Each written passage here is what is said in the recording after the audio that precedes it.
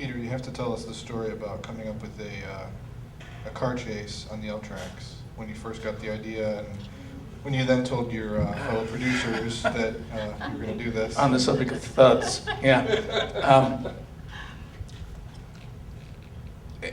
Cop films have chases. You know, there is an obligatory car chase in cop films, certainly cop films of the 80s and 70s and 80s. And I wanted to just try to do something, A, that was indigenous to Chicago, and B, something that people hadn't seen before. I mean, Darlanne made a film with Billy Friedkin, who did the single best cop film ever made and did the single best car sequence ever done. So in going around, I was in the middle of what's called the Loop, which is the heart of downtown Chicago, and there's this elevated train track. I went, what if we had a chase through the Loop on the L tracks? And the guy who was a stunt coordinator was a very irascible man who literally drank a quart of vodka a day. Swear to God. Maybe that works. drank a quart of vodka a day and insisted on having raw hamburgers. And when we were scouting, I swear on my sons, we needed some lunch. We were in a suburb called Skokie. And he went into a McDonald's and asked for 2 raw McDonald's hamburger patties. And I remember the ladies going, sir, I don't think we can do this. And he got it. He got 2 raw McDonald's hamburger patties. You know, I mean, it's just... Anyway, what I got him to do was, because it turns out that the width of train tracks is exactly the width of a car. And if you deflate the tires of a car and put them on the tracks, they'll hug the tracks. So we went out to Skokie, where it was pretty, you know, you weren't elevated and wouldn't be awful if you got off the tracks, and started to drive at pretty high speeds. And then I went, okay, so what we need now is like a train, an electric train thing that's really, you know, with train wheels, and we'll mount the camera on that, and we'll lead and follow. So I went back to LA, and I said, well, we're gonna do this big chase, and we're gonna do it on the L tracks. And the studio went absolutely batshit. And it was at a time when, I mean, just really out of luck, where the city of Chicago and the state of Illinois had this very active film commission.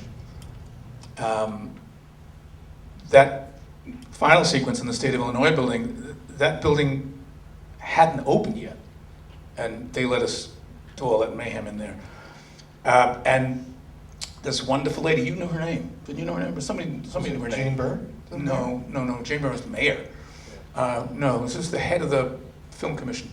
She said, I'll put you in a room with the head of the MTA, which is the subway system and the elevator train. And John Landis had been there before and made the Blues Brothers. And there was a certain body count, you know, when that film was done. I mean, there were the people who were hurt. So they were a little skittish. I had worked in Chicago as I'm so embarrassed. I did the evening news in Chicago for a couple of years when I was young. So they looked upon me kind of as a local. And I sat with the head of the MTA, and he said, okay, but we have to close the loop, which is, you know, it's Times Square. We have to close that while you do this, because it's dangerous. So you have to shoot it only on Sundays. So for 7 weeks, they closed the loop and gave me the train tracks and gave me the train and gave me the limousine and did all that stuff. And this stunt coordinator All during the shooting of this thing, kept on saying, "It'll never work. This will never work. This is the dumbest idea." And I, kept on saying, "Well, maybe it's good." And the guy was a brilliant driver. I mean, he was an absolute brilliant driver. One of the best ever, actually. His name was Carrie Lofton, and he was in his 70s, and he drove the Ferrari. Did anybody see, Jeff Bridges plays a football player? Against All Odds. There's a car chase with Jimmy Woods and Jeff Bridges. Carrie drove the Ferrari. He was about 75 years old, and he did all that driving. I think the only thing I can say about that sequence is it was a perfect example of everybody saying this is stupid, everybody was saying it can't be done, everybody was saying it's dumb, and me going, well, then maybe it's good. We had one accident. We did. The brakes failed on the camera vehicle, and we lost a camera, a Panaflex, which is not good, because it fell through the hole in the L tracks, and I was a little bit hurt, but other than that, it was fine. Just one shoulder and one Panaflex. Let's take one more question from the audience. Anyone else have a question? Way in the back. Darlanne, can you talk about Crime Story? I'm the biggest Crime Story fan of all time, and can you just talk about being on that set, and what was it like working with Abel Ferrara on the pilot? Oh yeah, that was really great. That was really a lot of fun. Wow, it was just a great shoot. It was really wonderful, and we had great people, and Abel and all those people came around, and it was just great work. It was just you get up and you want to get up and go and do the thing, but Wasn't the theme song Runaway? yeah, Yeah. yeah, Okay. that was great. Yeah, I really did enjoy that a lot. I got to work with a lot of wonderful people, and I think you can shucks. Yeah, I really enjoyed that, and I'm hoping we might work together. Sure. Yeah, it'd be great. I love it. If they don't catch us. Well, as a Chicagoan, let's end with, you shot several pictures in Chicago. Can you talk a little bit about the attraction to Chicago? Well, I think it's a little-known city, actually. It's strange. I mean, it's architecturally the most adventurous city in America. It's the birth of the skyscraper. There are 32 Frank Lloyd Wrights in one suburb. It's just this incredibly cinematic place. So I'm in love with the way it looks. I also love,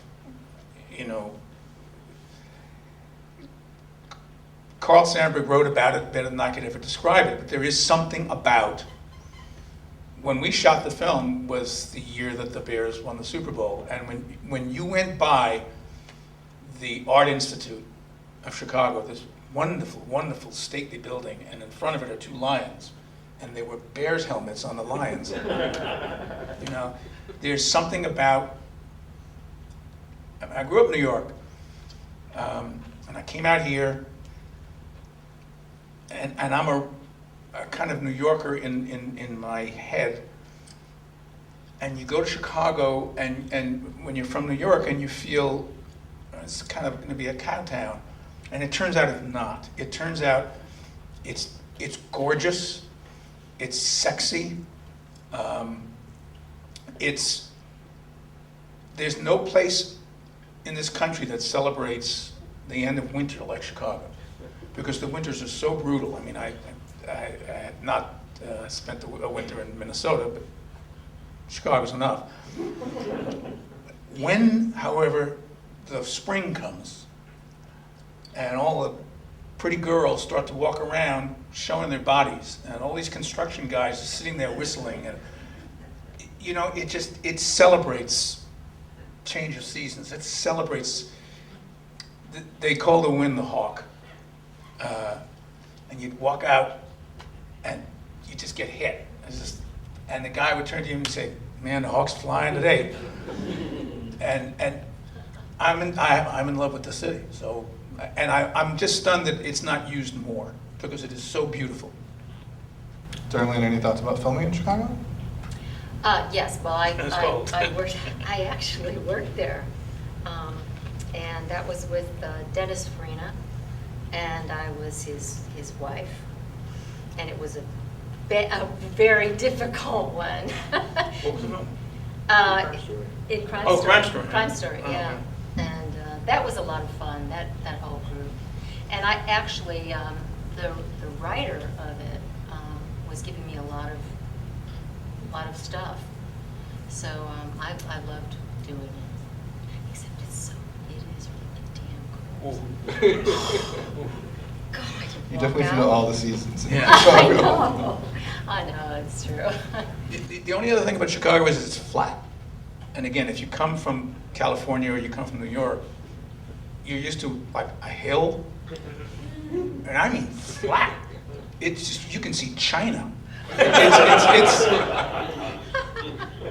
And it took a while to get used to. And again, you live here, you feel the gravitational pull of the water. You grew up in the East Coast, you feel the water, and suddenly it's just land, and it's flat. You should go there. We've both been very generous with your time tonight and appreciate it very much. And we love this film.